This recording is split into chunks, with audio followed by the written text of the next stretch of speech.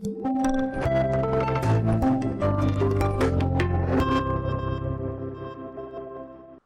to the People's Daily Studio, where prominent voices from China and around the world share their insights. I'm Xiaomeng in Beijing. Today's PD Studio features British producer and director Malcolm Clarke, also a two-time Oscar winner.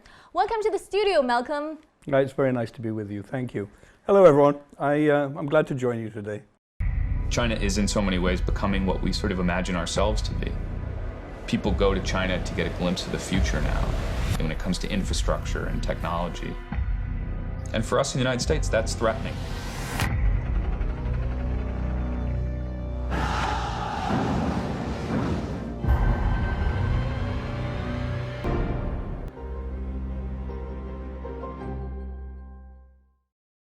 Your latest documentary, Better Angels, depicts many ordinary people in China.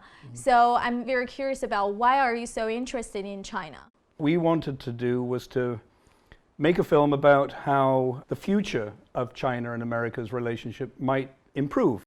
In the future, as we say in the film, the better angels from both countries are allowed to have more prominence and have their views kind of understood more, because we decided not to do that film by talking to politicians and pundits and journalists and professors.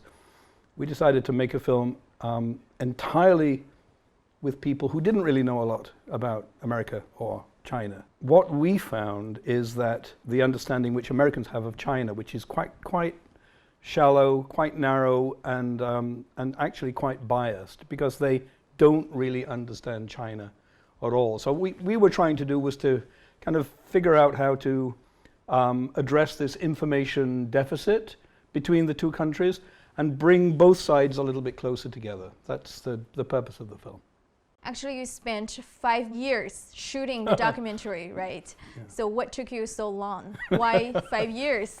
I actually made a mistake when I made this film, because when I started it, I had not sufficiently understood that if you're making a film about China today, you're not just going to shoot in China. China is now a global power, and if you want to do a good job, a good journalistic job of looking at China, you have to go everywhere in the world, because China is everywhere in the world. Talking about China and the United States, which is the theme of your movie, actually you used a cross-cultural couple from the two countries, and they actually stand out in the movie. So is marriage a metaphor that you personally like to use to portray the bilateral ties between the two powers? It was very convenient and useful for this film. These two people who are from very different backgrounds. Actually, they're both very working class people. They're not from good families, they're not from money, they don't have a huge amount of kind of family history from being from wealth. They're both the first people in their families to go to university, and they found each other, they fell in love, and they are having all the problems that any marriage has, but they are determined, notwithstanding all those difficulties. And I think, in a sense, that is precisely what America and China have to do. If the two countries appeal to their better nature, to their better angels, and say, okay, we can be mature enough to have differences, but still feel that we need each other, and we still need to get along for our benefit and for the benefit of the rest of the world. You mentioned the US President Donald Trump a few times, and also the movie quoted some of his remarks. So if you had the chance, would you like to present the documentary to him? I would love to show him the film. The interesting thing about him, I think, if he sees something that he likes or responds to, it doesn't matter what American foreign policy is. It doesn't matter what his advisors say. He'll just say, no, this is what we're doing, and because he runs the United States of America like it's his own company. And so he makes the decisions, and everyone else can, kind of like it or not like it, but he'll do what he wants to do. It would be very interesting to show him the film and see what his reaction is, because it's a very emotional film. It's not about facts and figures and data. It's about human emotion, and it may well be a very interesting result. I've no idea, but I'd love to do it. Because you stayed in China for a while, what kind of aspects or what kind of stories do you think are about China are interesting and inspirational for the foreign audience? We're much more interested in the Chinese people, ordinary Chinese people, the people who worked themselves and their families very, very hard for decades to make this Chinese miracle. When I first came to China, it was just lots and lots of people on bicycles.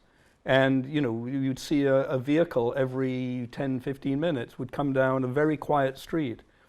Now, I cannot cross a street in Beijing without risking my life because there are so many vehicles. China has pulled off an extraordinary kind of miracle in a sense, and we don't understand it. As I've said many times, what you do not understand, that can very quickly turn to something that you fear or that you have anxiety about. The rise of China, what does this mean? Is it a zero-sum game? Does that mean the rise of China means the diminishment of the West? And especially, this is what people in America worry about. Why choose documentary, such a kind of non-fiction narration form, instead of other like fiction films or other types of films? Because they're harder to do. They're more of a challenge. I've done features and I've directed drama. I love it. They give you a script. The script is your GPS. It takes you to the end of the movie. All you need to do is follow it, page by page by page. In a documentary, you're not paying the actors. The actors are real people. And if they don't want to cooperate, they're not going to cooperate. If they don't trust you, they won't help you. So you're getting a performance out of real people. Do you have a script? No, Okay. never had a script. Okay. No, I know what I want. I make my films in my editing room.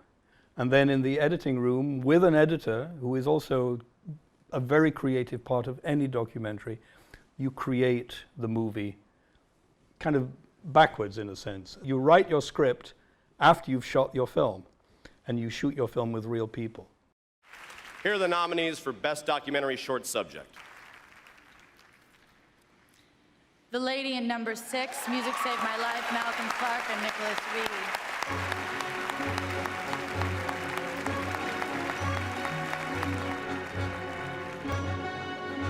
Thank you. When I met Alice Sommer, I was struck by two things. Her extraordinary capacity for joy and her amazing capacity for forgiveness. See the film, she'll help you live, I think, a much happier life. Thank you so much. Thank you, Nick. As a two-time Oscar winner, so what kind of Chinese content do you think that Hollywood or even the Academy will be interested in? I sometimes feel that Chinese film directors and film producers look at what is successful in America, what has been successful in America, and they run those ideas through a Xerox machine, and they make a Chinese version of those things, and they're not terribly good, quite honestly. A lot of them are bad. I know I get into a lot of trouble saying Chinese films are bad. I don't mean every Chinese film is bad, but Chinese films are still in a kind of a stage of evolution. They've only been making Chinese films this modern way about modern China for a very short amount of time. I watch Chinese films all the time. Sometimes the story is where the film fails. The writing is always the weakest part of the film, and I think that's something that needs to be addressed in the Chinese film community. If people could write original, great films, you have the talent to make great movies. This year, actually, a Chinese movie has achieved great success both domestically and internationally, called The Wandering Earth. Have you seen it? Actually, America has set the benchmark for this industry, but for The Wandering Earth, we actually made greater breakthroughs. So for these type of movies, do you think that we have like some kinds of tips to develop so that we can make our own mark in this sector? In Wandering Earth, China saved the world. Usually it's Americans who save the world. There is no rule that says that America has to have preeminence, that they have to be dominant in this field. I think it's fantastic that people are making films like Wandering Earth. It's good bubblegum entertainment by Chinese for Chinese, but it also worked abroad. people were very curious about it abroad, and people paid to go see it abroad. That, I think, is excellent, and it's a sign that things are getting stronger and things are getting better. Thank you, Malcolm, for coming to the studio. Thank you. And hope to see more of your projects and films being launched in China. And that's all for today's PD Studio. Be sure to join us next time. Bye. Bye-bye. Thank you. Bye-bye. Thank you, Malcolm. Thank you. Great pleasure. Thank you. Thanks.